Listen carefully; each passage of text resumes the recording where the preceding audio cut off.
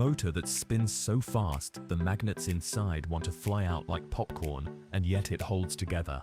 That's the moment the EV race changed.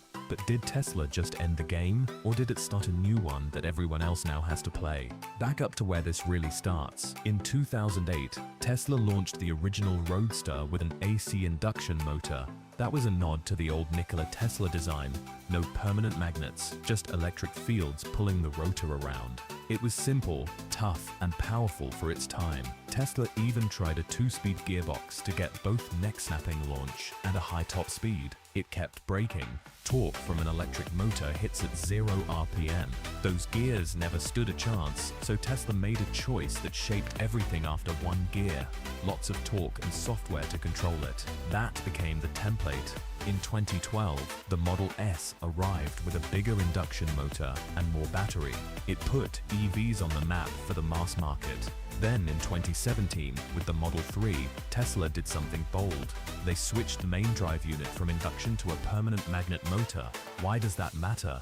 A permanent magnet motor uses magnets in the spinning part to make a strong field all the time. That means less energy wasted as heat. Less waste equals more miles per charge. Tesla kept costs down by cutting high-heat rare earths like dysprosium way down compared to what others used at the time. The Model 3's efficiency jumped. On the EPA cycle, it beat almost everything on the road. If you remember range anxiety fading around that time, this is one reason why. But a whisper started growing inside Tesla engineering rooms. What if you could spin an EV motor much faster than what anyone thought was safe? Why chase higher RPM? Because power is torque times RPM. Electric motors already give great torque at low speed. High RPM gives you power at high speed with a single gear. The catch is ugly. At high RPM, the rotor wants to tear itself apart. The magnets and metal inside try to balloon out from the center. If they move even a hair, you lose the tiny air gap between the rotor and the stator. That air gap is like the blade clearance in a jet engine. Smaller gap, more force. Lose it, and the motor loses power. Or worse. For years, the safe limit for most production EV motors sat around the mid-teens and thousands of RPM. Fabulous on the street, risky above that. And here's where it gets wild. In 2021, Tesla rolled out the Model S Plaid and said its new motor doesn't just survive there, its rotor is wrapped in carbon fiber, and it can spin to around 20,000 revolutions per minute. Steel sleeves can hold magnets in place, but they're heavy and they expand with heat. Carbon fiber is light and incredibly strong in tension. Wind it around the rotor with massive force and it acts like a belt that never loosens. But carbon and metal don't grow the same way with heat. If you wind it wrong, you crush the rotor. If you wind it too loose, the magnets move at speed. Tesla had to build new machines to wind the fiber at precise angles, soak it in resin, cure it to the right stiffness, and preload the rotor with exact force. That preload squeezes the magnets so hard they can't creep outward when the motor spins up.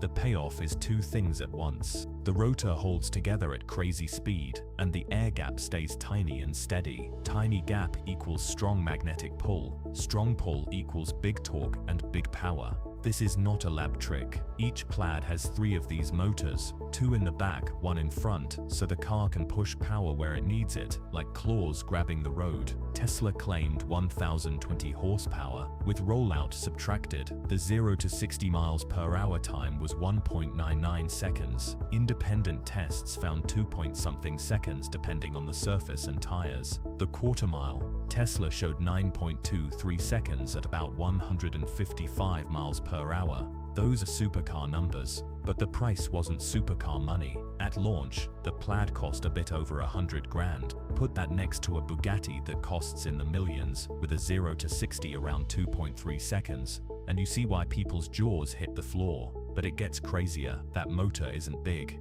Tesla brought one on stage and a person lifted it like a carry-on suitcase. Big power from a small package is not just a party trick. It means less weight in the car, less space taken up by the drivetrain, simpler cooling, and a lower bill of materials. A small light motor with high RPM is a knife that cuts many ways. It is one reason the Plaid can run hard while staying surprisingly efficient for a car with that much power.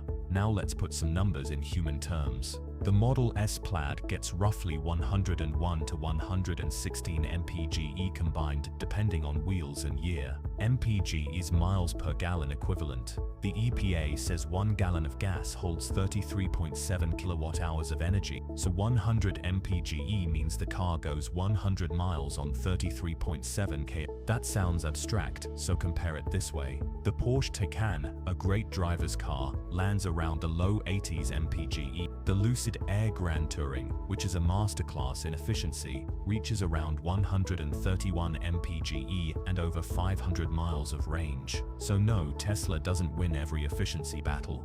But for a car as quick as the Plaid, crossing 100 MPGe is a big deal. Fast cars usually drink electrons like a hummingbird. The Plaid sips compared to that. Here's the part most people missed when they saw the 20,000 revolutions per minute headline. High speed is not just about top speed. It lets you keep a single-speed gearbox. No shifts, no interruptions, no fragile multi-gearboxes. Porsche took a different path with the Taycan's 2-speed rear unit to balance launch and high speed. It works. It also adds complexity and weight. Tesla's bet is make the motor strong enough to spin to the moon, gear it once, and control the rest with software. That bet paid off in straight-line speed and in cost of parts. And it made the car quieter. At highway speed you hear wind and road, not the motor screaming. There's a reason the Plaid feels calm at 100 miles per hour in a way that will scare you if you're not paying attention.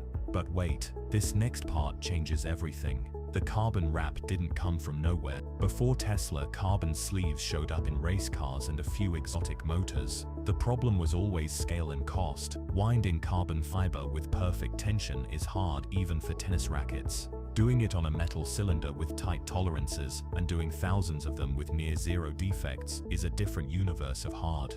Tesla had to design winding machines, curing processes, and a new way to align and balance the rotor so that it doesn't vibrate at high speed. You don't see any of that on a spec sheet, but you do feel it when the car keeps pulling at speeds where most EVs fade. So does that mean Tesla closed the case? Not quite. Lucid showed up with its own tiny high-speed motor that makes about 670 horsepower while weighing roughly 74 pounds. It's a brick of power packed with hairpin windings and smart oil cooling. The Lucid Sapphire, a 3-motor monster, ran a quarter mile under 9 seconds and hit 205 miles per hour. On a track, the Porsche Taycan Turbo GT set blistering lap times and took a Nürburgring record that the Plaid had grabbed earlier with Tesla's track package. You thought that was big? Try this. These cars proved that the arms race isn't just about straight-line numbers, it's about thermal control, braking, software, and how long the car can keep delivering peak power without cooking itself. Tesla added a carbon ceramic brake option and a higher top speed limiter to the Plaid to answer that.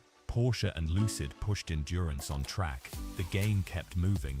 So what exactly does the carbon-wrapped rotor do that a normal motor can't? Picture the rotor like a steel drum with magnets around it. Those magnets want to fly outward at speed. The carbon fiber is wrapped around that drum like a tight bandage. The fibers are aligned in circles so they handle hoop stress, the outward force that tries to rip the rotor apart. Because carbon fiber is light, you don't add much mass to the rotor. Less mass means it's easier to change speed quickly. That helps response and efficiency. Because carbon doesn't expand as much with heat, the sleeve keeps squeezing even as the rotor warms up. The tricky part is that magnets don't like heat. They lose strength if they get too hot. So Tesla had to cool the stator aggressively, use a high-temperature epoxy, and design flow paths to get heat out fast. The sleeve helps by keeping the rotor tight and balanced, which cuts losses that would turn into heat. There's a second effect. With the carbon wrap holding things still, Tesla could run a smaller air gap. Think of the air gap like the space between the speaker magnet and the coil. Closed space equals strong sound. Here, closed space equals strong magnetic pull. Keep it close at high RPM, and the motor is efficient across a wide range. That's why the Plaid feels like it never runs out of breath. Now let's talk money. Carbon fiber is not cheap. On its own, this motor is not a cost saver. It's a performance play. The cost wins show up because Tesla builds so much in-house and at scale. Gigafactory's stamp, cast, paint, and assemble with huge machines and lots of automation. The Gigapress die casting machines form large chunks of the car's body in one go, replacing dozens of welded parts. That cuts factory time, which cuts cost. Tesla sells direct, so there aren't dealer markups. Software and over-the-air updates fix bugs and add features without service visits. When you cut minutes and steps out of every car, the savings stack up. That's how Tesla could slash prices across 2023 and 2024, protect volume, and still stay profitable, even if margins got thinner. The motor is one sharp tool in a box full of them.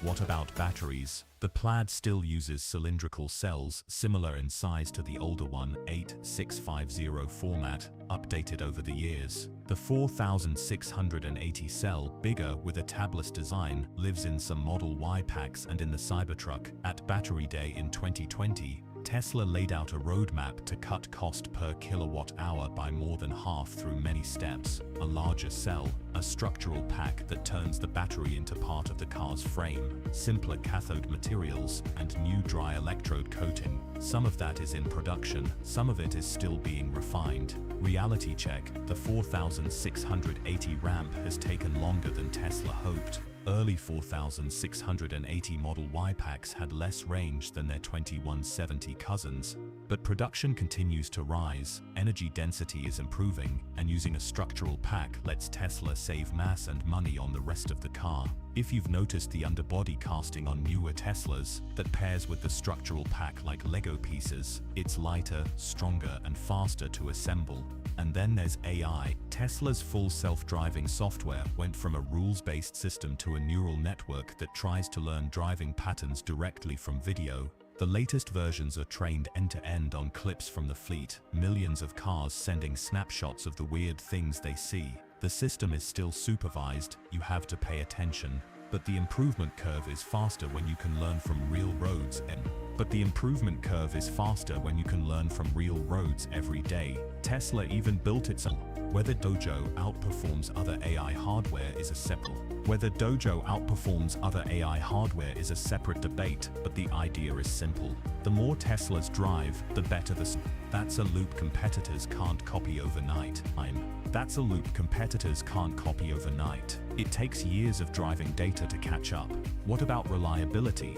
Batteries in Teslas tend to degrade slowly compared to early fears. It's common to see about 10% capacity loss after 150,000 to 200,000 miles, based on owner data, which is a lot of commuting. Motors are simple compared to engines: no pistons, no valves. The Plaid's motors are sealed units with cooling channels and a carbon sleeve that prevents mechanical creep. That should be good news for longevity. On the downside, high performance brings heat, and heat brings risk. Track a Plaid hard without the right brake package and you'll fade the brakes before the battery. Ask the internet. Tesla's answer was a track package with bigger carbon ceramic rotors, better pads, and software that holds higher top speed. Each time owners found a weak link, Tesla tried to patch it with a part change or a software update. It isn't perfect, but the direction is clear. Now the elephant in the room: rare earths. Permanent magnet motors usually need them. They make strong magnets that stay magnetized. The supply is concentrated in a few countries. Prices move.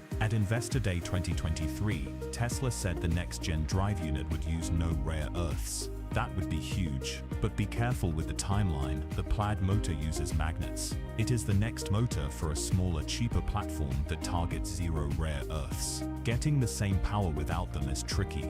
You can use different magnetic mixes, like ferrites, or go to a different motor type, like a switched reluctance motor, which uses rotor geometry instead of magnets. Those motors can be noisy and harder to control. Making them drive like a Tesla will take clever engineering. If Tesla pulls it off at scale, it cuts cost and risk. If they miss, they'll adapt, as they've done before. So where do rivals stand? BYD ships huge volumes of EVs, many with LFP batteries that avoid nickel and cobalt. Their Blade battery is long and thin, packing well into floors and resisting fire and puncture tests. BYD's cars are efficient for the price, and their scale in China is a juggernaut. On pure battery electric sales, Tesla held the global crown through 2023, while BYD led in combined EV and plug-in hybrids. In some quarters, BYD has edged Tesla on pure EVs, especially in China's price war. That's the point. The race is not one lane, it's many lanes: speed, range, cost, software, and manufacturing speed. In the US and Europe, Volkswagen, Hyundai, Kia, Ford, and GM have launched solid EVs. Porsche pushes track pace, Lucid pushes motor density and range, Rivian builds trucks and SUVs with adventure hardware. Each has a plan, each has a gap to close in software, charging speed, or factory efficiency. Let me tell you this, the simple story: Tesla built a magic motor and everyone else is toast, sounds great in a tweet. The real story is better. The carbon-wrapped Rotor gave Tesla a lead in power density and high RPM safety at scale. It let a mass-market sedan embarrass million-dollar cars off the line. It forced rivals to respond not just with more power, but with smarter cooling, better brakes, and sharper software. It pushed the whole field forward. The software, it pushed the whole field forward. So how exactly does that Rotor translate to your daily drive? Think of passing on a two-lane road. With a typical car, you count seconds, you worry, you hope. With a Plaid, you check for a gap in your past before your brain finishes the math. That makes people feel safe, which is a selling point that data rarely shows. On the highway, the high RPM ability keeps the motor in its sweet spot at legal speeds and above, which helps efficiency. Around town, the tri-motor set lets the car vector torque to a wheel that has grip, so it launches hard even on a cold day. The motor's small size opens space for cooling and electronics without making the car heavier. These are simple daily wins that add up. Now let's anchor some performance with cost and context. A Model S Plaid has often hovered between $90,000 and a little over $100,000 depending on the year and options. A Lucid Sapphire is in the ballpark of $250,000. A Taycan Turbo GT with the WISAC pack is deep into supercar pricing. Rimac Nevera is well into the millions and uses full motors with individual gearboxes. Yet even among these giants, the Plaid remains one of the cheapest ways to see sub-10-second quarter miles. It is also one of the few you can daily drive, charge at home, and service at a brand's own centers. When people ask why Tesla still captures attention, this is why. It's not just the headline number, it's the package. But what if I told you the most important part is what you can't see? Manufacturing flow is a competitive weapon. Tesla's casting strategy removes hundreds of welds. Their structural battery pack reduces the number of body parts. Their wiring harnesses are getting shorter and simpler. Their motors are small, easy to slip into place, and tested on rigs that catch issues before they hit the car. Each step saves seconds. Seconds become hours across a factory. Hours become cars per week, and cars per week decide who gets to cut price and still make money. That is where Tesla's advantage is hardest to copy. You cannot hire 1,000 robots and make them dance overnight. You need years of iteration. Of course, none of this means guaranteed victory. Regulators can shift rules, incentives can change, charging networks matter. Tesla's Supercharger lead is huge, but as other brands adopt the same connector and sign onto the network, that edge turns into a shared standard. Good for drivers, less exclusive for Tesla. FSD progress is promising, but safety and law will decide how fast it scales. The 4,680 ramp will either land the cost drop that Battery Day promised, or push Tesla to mix in more of its older cell suppliers even longer. Competition from China will keep prices under pressure. If you want suspense, here it is. The next 2 years will test whether Tesla can translate a tech lead into a cost lead in every segment, not just the top end. And yet, circle back to the question that started this: did a motor end the EV race, or did it light the fuse? The carbon-wrapped Rotor proved you can mass-produce a motor that spins near 20,000 revolutions per minute without shaking itself to pieces. It turned a family sedan into a drag strip bully. It gave Tesla the freedom to stay with a simple, tough single-speed gear. It showed what happens when electronics, materials, and software all move in lockstep. It did not end the race. It made the race about who can turn breakthroughs into factories, into cars, into lower prices, and then do it again before anyone else catches up. You may be wondering, what comes after the carbon wrap? Tesla has already said the next drive unit aims to use no rare earths. If they hit that target, they cut cost and reduce a supply risk that keeps CEOs up at night. Combine that with a smaller platform, a compact car built in the new unboxed manufacturing layout Tesla teased, which breaks the car into modules built in parallel, and the price could drop in a way that pulls millions more buyers in. Or the plan could shift again, like we saw in 2024 when reports said Tesla paused a cheap car to rush a robo-taxi platform. This is the suspense built into Tesla. The goalposts move, the direction holds, and here's where it gets wild. The same carbon-wrapped rotor idea that made the Plaid screen could be scaled down. Imagine a smaller, cheaper motor that spins fast, uses fewer materials, and pairs with a battery pack that is the car's floor and backbone.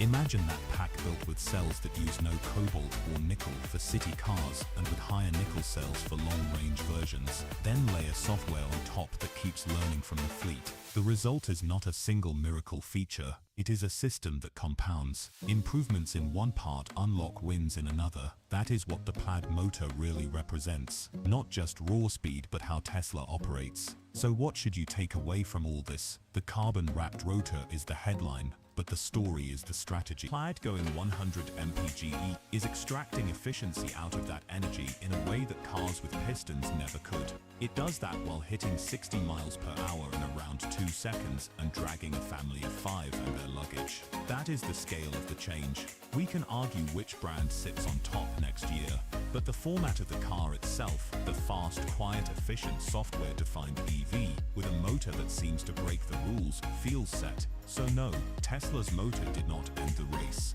It set the pace. It forced rivals to match power without melting. It made speed cheap enough to be normal.